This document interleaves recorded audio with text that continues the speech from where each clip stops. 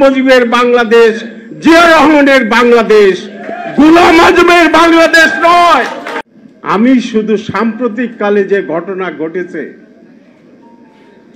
তার উদাহরণ দিয়ে জাফর ভাইয়ের সঙ্গে যে সম্পর্ক, সেই বিষয়টি নিয়ে আমি কথা বলবো। আপনারা জানেন গত 2 দিন আগে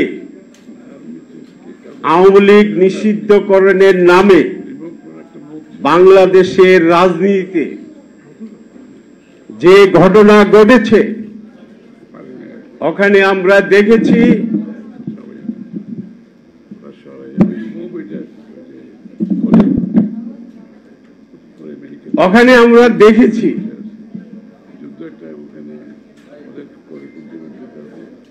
মতিউর রহমান নিজামীর বাংলাদেশ, গোলাম আজমের বাংলাদেশ।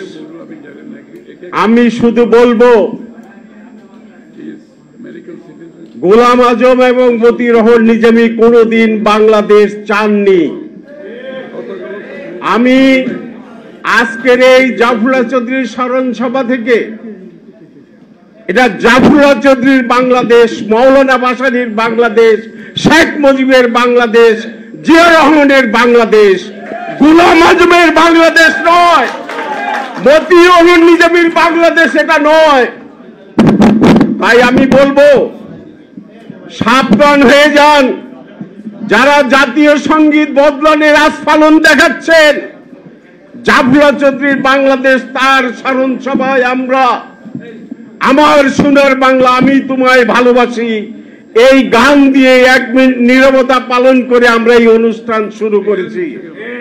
আপনারা হুঁশিয়ার হয়ে যান, যারা জাতীয় সঙ্গীত বদলাতে চান আপনাদেরকে হুঁশিয়ার করে দিচ্ছি।